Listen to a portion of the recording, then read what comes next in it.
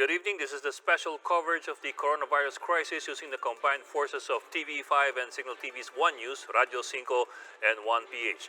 Also joining us on occasion will be our One News partners from the Philippine Star and Business World.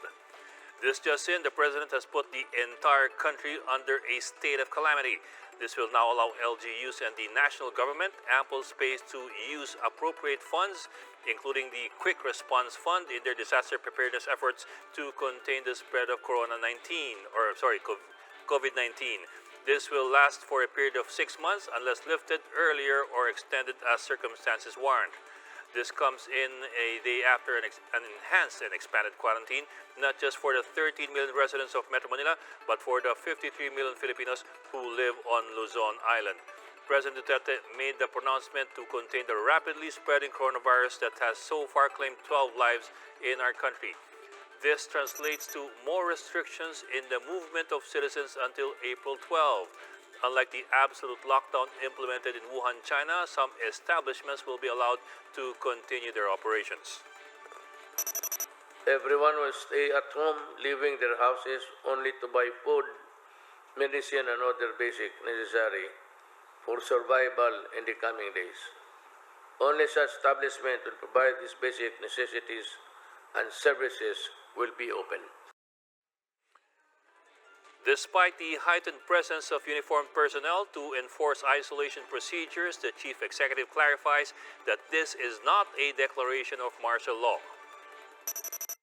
But let me make this clear. This is not martial law. Under the Constitution, martial law is declared when there is invasion, rebellion, or public safety requires it. But the President warned that grappling with police officers who are tasked to enforce the quarantine may amount to public disturbance, disobedience to lawful authority, or even direct assault, and will be dealt with accordingly. On the other hand, authorities who will fail to enforce tougher restrictions may be liable for dereliction of duty. The private sector was also called upon to alleviate the suffering of those whose livelihood will be affected by the enhanced quarantine.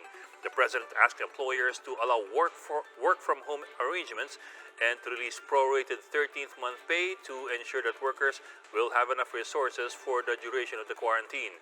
Basic utility providers were also asked to extend a month-long reprieve for the collection of bill payments. But I'd like to address yung mga mayayaman. You might be able really to alleviate the situation by just understanding also the plight of the workers who are not working now and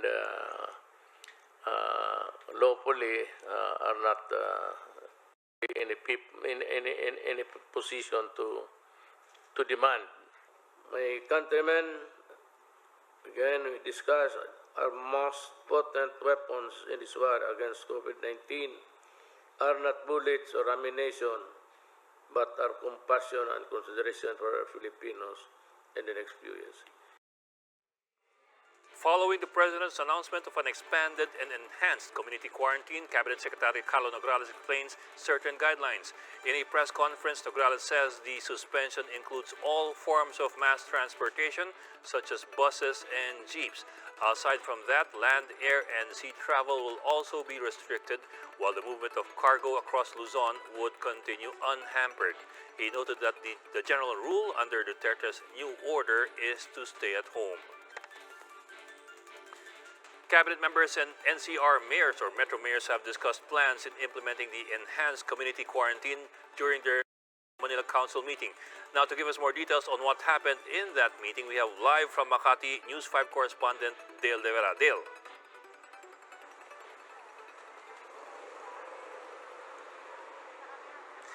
At sa unang araw nga ng pagpapatupad ng Enhanced Community Quarantine ay nagpulong ito mga miyembro ng Metro Manila Council at ang ilang miyembro ng gabinete para ayusin o linisin ang ilang gusot sa guidelines.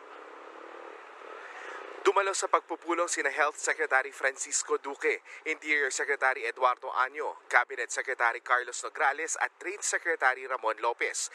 Dito pinag-usapan kung paano matutulungan ng national government ang mga lokal na pamahalaan sa pagpapatupad ng quarantine. Particular daw na pinag-usapan kung paano ang gagawin sa sinabi ni Pangulong Rodrigo Duterte na sasagutin ng mga barangay ang mga pagkain sakaling kulangin ang supply. Giit ni San Juan Mayor Francis Zamora, kahit na maaaring gamitin ang Calamity Fund, ay mayroon itong hangganan at umaasa raw sila na mapag-uusapan ito pagdating sa Interagency Task Force meeting. Sa usapan naman ng transportasyon para sa mga empleyado nagsasagawa ng essential work, napagkasundoan daw ng council na utusan ng mga kumpanya na magbigay ng sariling transportasyon. Giit ni DILG Secretary Año, kung sakaling kulangin ang masasakyan ay saka pa na pag-uusapan ng national government kung paano ito tutulong. Nanindigan din si Año na kailangan suspindihin lahat ng pampublikong transportasyon kahit pa mga tricycle. Kasunod dito ng pagpayag ni Pasig City Mayor Vico Soto sa limitadong biyahe ng mga tricycle para sa mga essential job workers. Pero giit ng City Administrator na si Atty. Jeron Manzanero ng Pasig, sa ngayon ay tuloy pa rin ang mga biyahe ng tricycle pero ipapatigil daw ito kapag nagpalabas na ng memorandum order ang IATF. Nagpaalala rin si Año sa mga kumpanya na dapat ay walang pasok kung hindi naman kasama sa exemption ang kanilang mga industriya.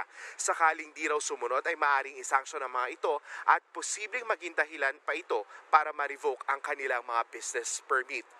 Nakiusap ang DILG sa lahat ng mga LGU sa buong Luzon na manguna sa pagpapatupad ng enhanced community quarantine at nanindigan ito na dapat ay walang leeway dahil magiging sanhi lamang daw ito ng panibagong problema. Nangako naman itong mga miyembro ng Metro Manila Council na lalong papaigtingin ang kampanya kontra COVID-19 at makikipagtulungan sa national government. Target kasi ni Secretary Año na ma-wipe out ang virus sa loob ng pinaiiral na 30 days na community quarantine, kaya mahigpit ang kanyang bilin sa lahat ng LGU sa buong Luzon. Ed? Okay, Dale, itong Metro Manila Council, ito ay yung 16 na mayor ng mga syudad at isang mayor ng munisipyo dito sa kabuuan ng Metro Manila, di ba? So, lahat yan yung mga alkalde.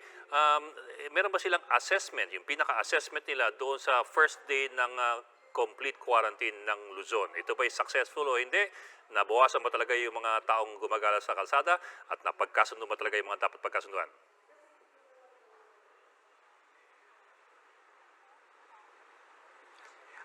Kanina doon sa mga nakausap nating ilang mayor, kasama na sina Mayor Zamora, Mayor Calixto at si Mayor Olivares ng Parañaque, wala silang binigay na official assessment for the day. Pero nakita nila na nabawasan yung tao sa kalsada. Kumbaga hindi nila ma-quantify kung successful ba ito.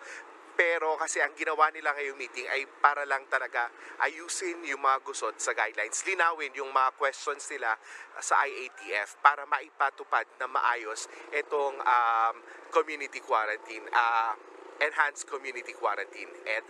Well, Del, kaya ako naitanong yan dahil nga earlier this morning, sinabi naman ni Mayor Vico Soto sa kanyang tweet, papayagan ng Pasig yung mga tricycle na bumiyahe, bagamat ito'y apparently labag doon sa inutos ng Pangulo na lahat ng mass transport systems ipatitigil. Sinigundahan yan kanina ni Yusek Jonathan Malaya ng DILG na bawal yan at talagang hindi yan kasama doon sa pinapayagan o exemption doon sa travel restrictions. So, doon pa lang parang ang tanong ko doon parang meron silang hindi pagkakaunawaan doon sa panig ng hanggang saan ang travel restriction.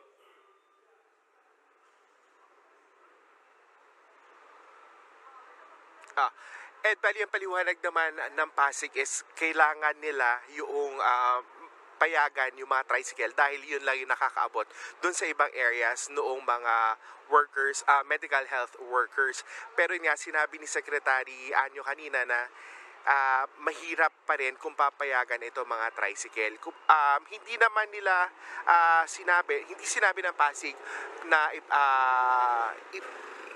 hindi nila susundin itong panuntunan ng DILG or ng IATF, pero sinabi nila na sa oras na maglabas ng memorandum order itong IATF kaugnay doon nga sa pinaiiral nila na limited travel ng tricycles, ay agad din naman daw nilang ipapatigil din yung pagbebiyahe. Kumbaga, ipipilitin na rin nila yung mga hospitals or yung mga employers na magbigay ng transportation para dito sa mga medical health workers na medyo malalayo daw sa mga kanilang papasukan.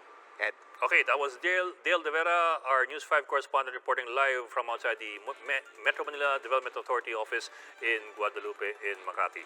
Let's now take a look at the current situation of commuters in Metro Manila. Gerard de la Peña is joining us live from, I understand, from one of the bus terminals. Gerard, kamusta ang sitwasyon dito sa mga bus terminals? Meron pa bang bus?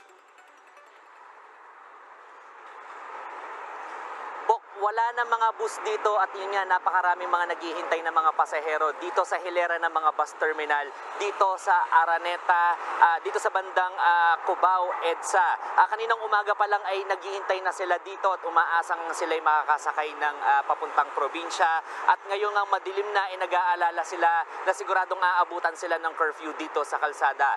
Alam mo, Bok, iba't iba yung kwento ng mga nakausap natin dito na maghapon na nga nag-aabang na masakyan. Ang isa rito ay galing pang Masbate at parang in transit lamang dito dahil papauwi sila sa Pangasinan. Pinalampas lang daw sila yung bus na sinasakyan nila sa checkpoint kanina sa Laguna dahil may dalang mga isda. Pero pagdating nila dito, yan na nga, problema na ang masasakyan. Ang marami rin dito ay mga construction worker na kanina lang natapos ang trabaho. Problema ang pauwi sa Bulacan at Pampanga dahil wala na ngang bus. Merong mga tumitigil dito na mga habal-habal na nag-aalok ng sakay sa mga naghihintay dito. Marami ring mga pribadong sasakyan na nag-aalok ng sakay papuntang Pampanga, pero pumapatak na 1,000 piso ang singil sa kada pasahero. Nag-aalala rin ang marami sa kanila dahil wala silang matutuluyan dito sa Metro Manila.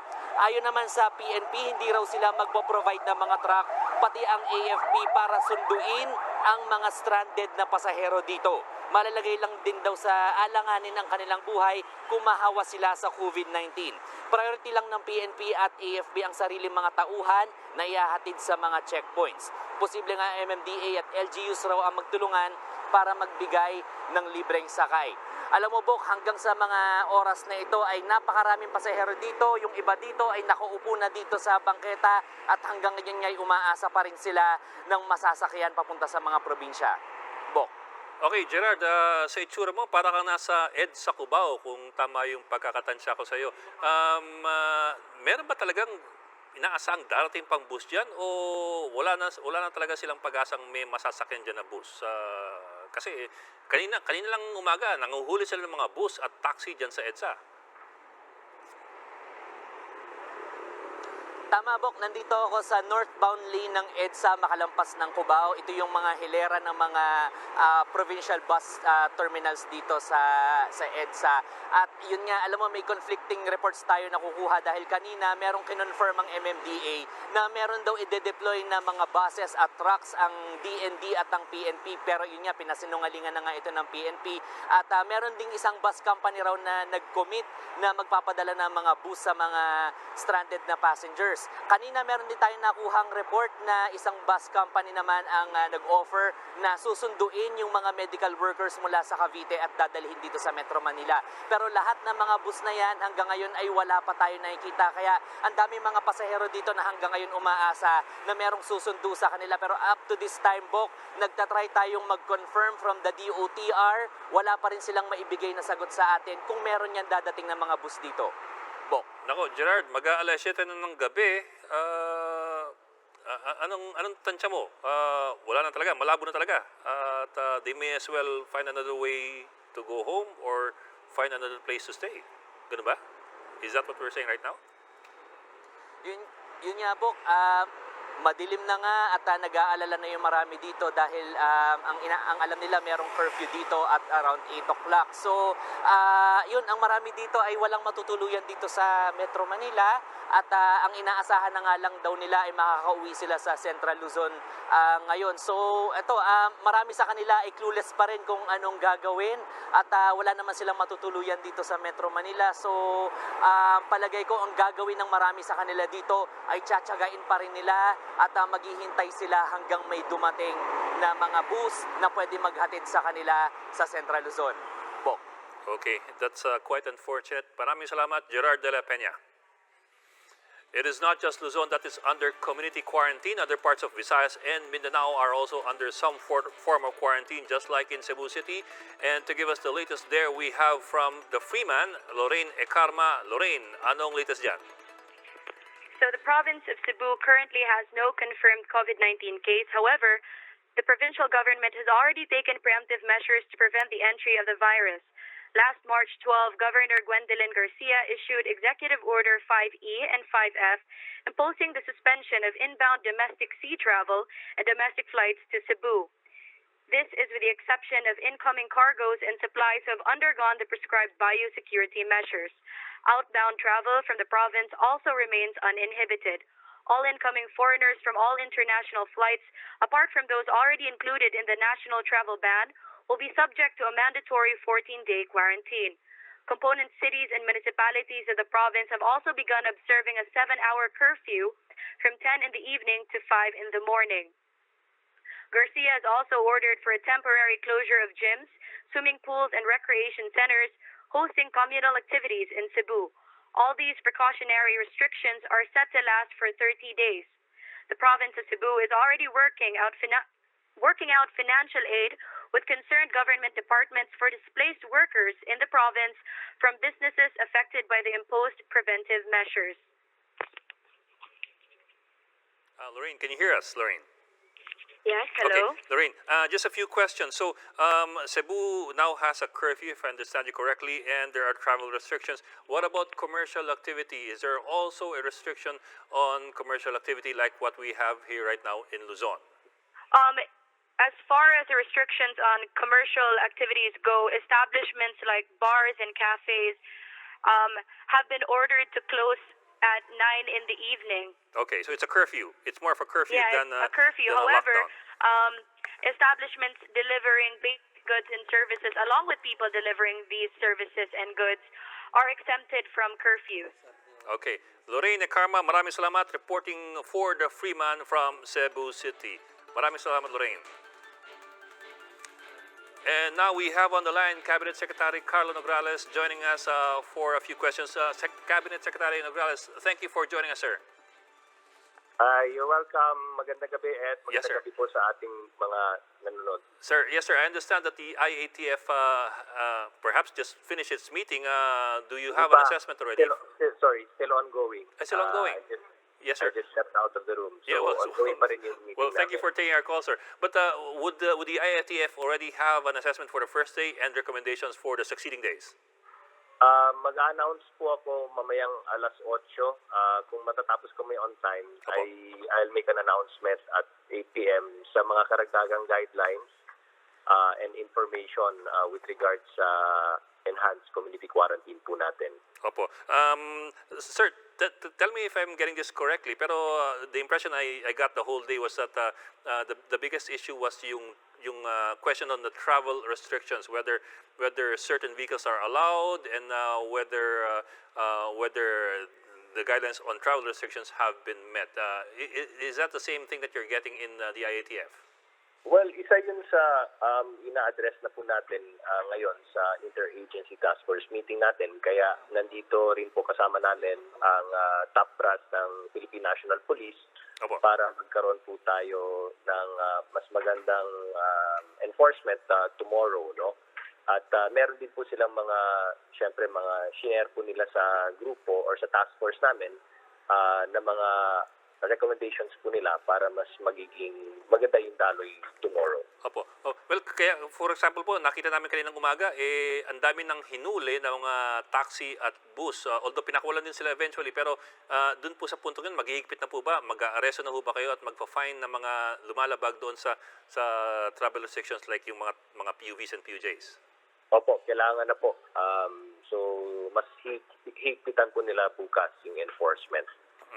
Dahil hindi po talaga pwede yung sa mass public transportation, yan ay suspended. Ginagawa po natin ito hindi dahil gusto natin pahirapan natin mga kababayan, pero ginagawa po natin ito para sa safety po ng lahat. No? Opo. Kasi po sa EDSA lamang kaninang umaga, mga 300 taxi ang nahuli. So ganun po karami sa EDSA lamang sa isang mag-umaga. Kaya nga po, kami po ay nakikiusap na mag-cooperate na lang po ang lahat dahil ito naman po ay mga hakbang na ginagawa natin para sa kaligtasan po ng lahat. No? Pati na rin yung mga taxi drivers, baka iniisip nila kung para rin to sa kaligtasan po ninyo. Kaya panawagan po talaga namin, bahay muna, buhay muna. Opo. When in doubt, stay at home. Yeah, and like what you said, I think last night, in case of any doubt, the answer is no. Yes. In case of any doubt, stay at home na lang po. Para hindi na po bigyan ng paraan pa yung virus na makaikot pa dito sa Luzon, maging sa Metro Manila at kung saan-saan po.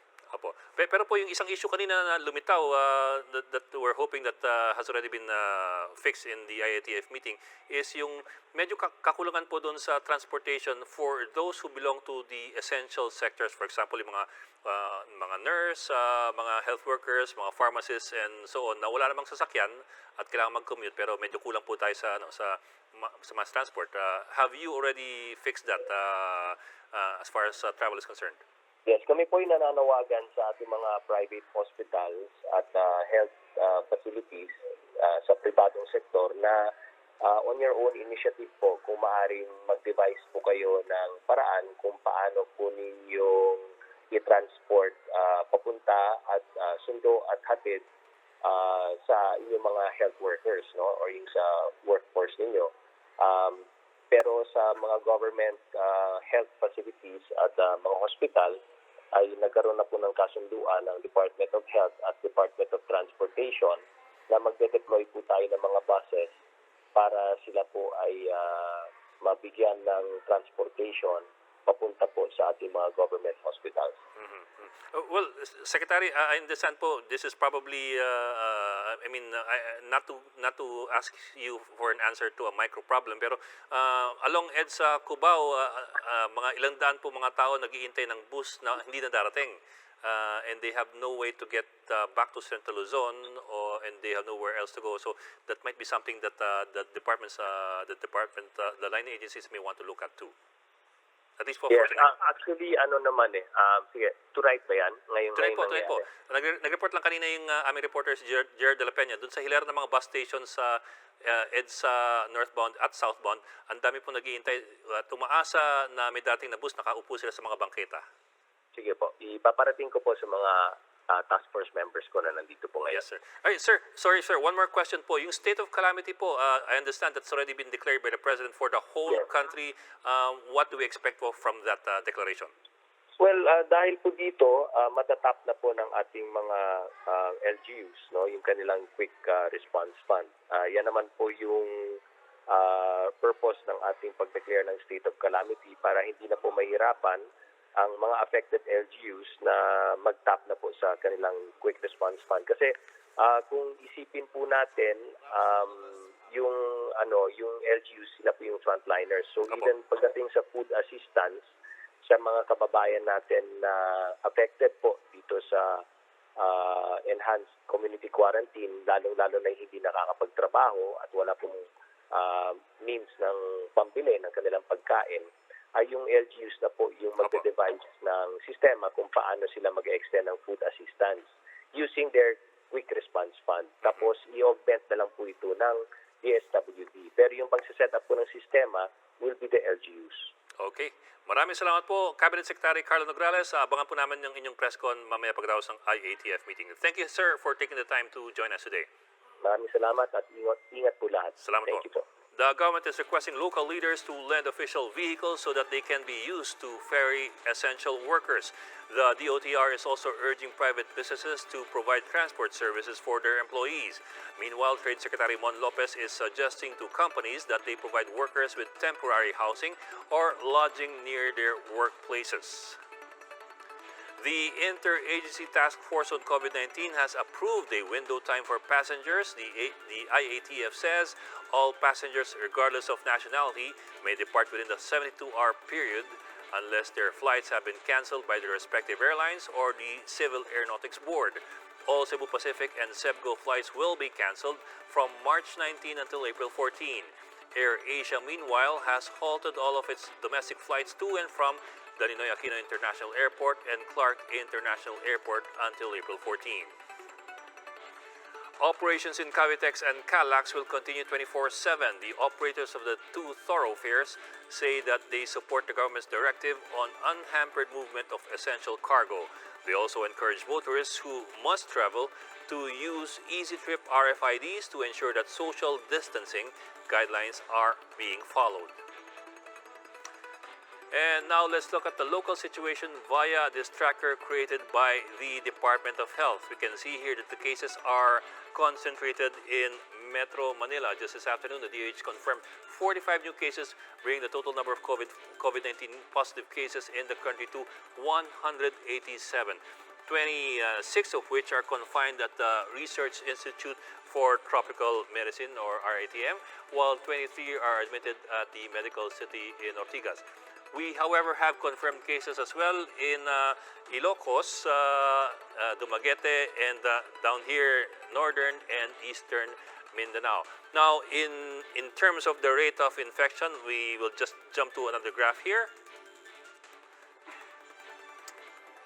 Now, the rate of infection began to spike. If you look at this blue line, it began to spike during the first week of March. See, it's climbing over here. It was just over a week and a half ago when we still had only 3 COVID positive cases in the country. Now we already have 187.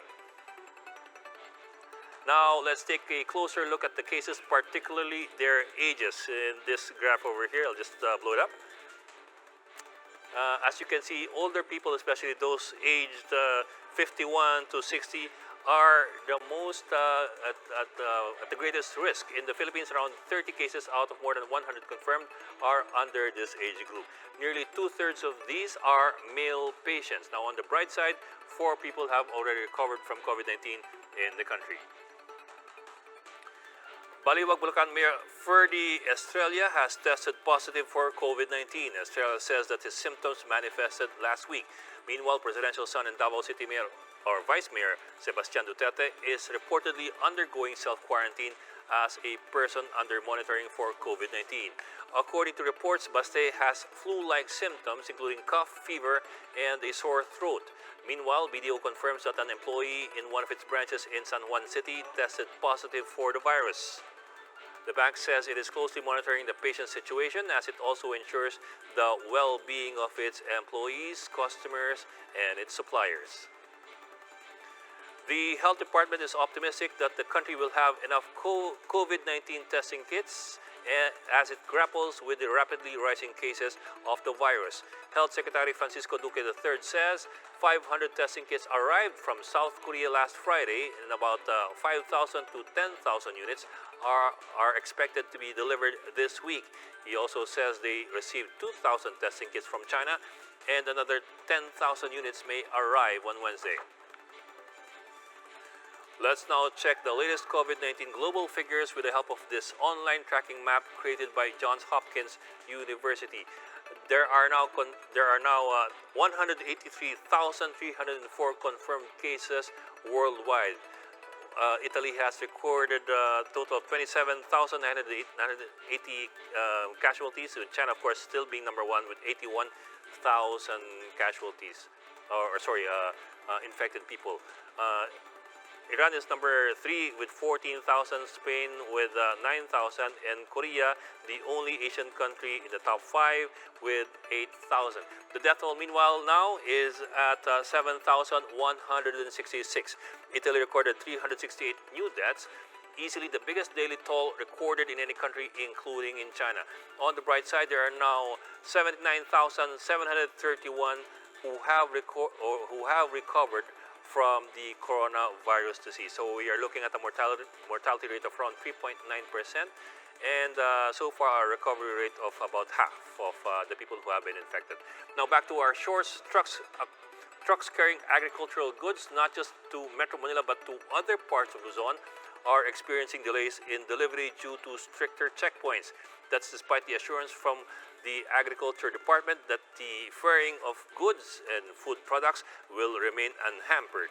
Earlier reports say that over 30 trucks carrying no less than 200 sacks of rice from Nueva Ecija are affected. The DA has put in place a food lane pass for vehicles accredited by the DA. Trucks without the pass will have to go through normal checkpoints.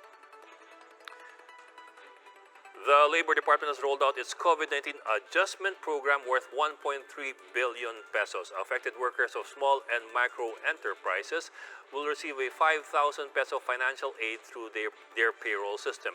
DOLE adds that the informal sector workers and those who have been displaced may avail of its TUPAD program for financial assistance. They can go to the website of the DOLE NCR.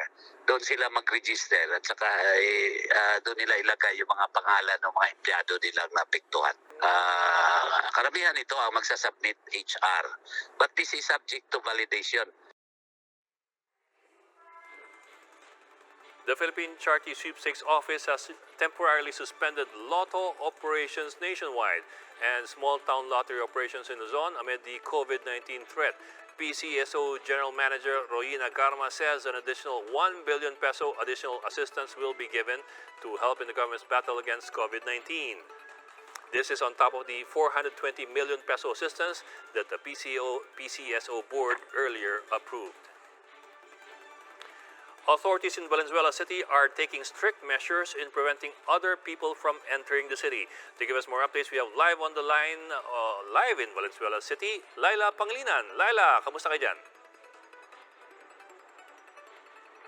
Magandang gabi sa iyo, Bok. Nako, tama yung sinabi mo na nag-i-enforce na talaga ng strict measures ang Valenzuela City sa mga pasaway na residente na lalabag sa ordinance. Kasi sinabi nga sa atin kanina ni Mayor Rex Gatchalian na long before the EO ng ating Pangulo ay meron na talaga silang city ordinance sa mga lalabag sa mga kautusan ng syudad. At yun ay may multa na 5,000 piso. But with regards to the EO of the President, ito ay may karampatang kulong naman, no? So sabi nga ni Mayor Rex Gatchalian sa akin kanina, mamili sila, sasakit yung bulsa nila o makukulong sila dahil sa pagiging pasaway nila. Ang pinakang advice talaga niya sa mga Valenzuelano ay to just stay at home and stay safe dahil sila na raw talaga ang bahala sa pagkain ng mga Valenzuelano. Actually, Bok, nakita talaga natin yan,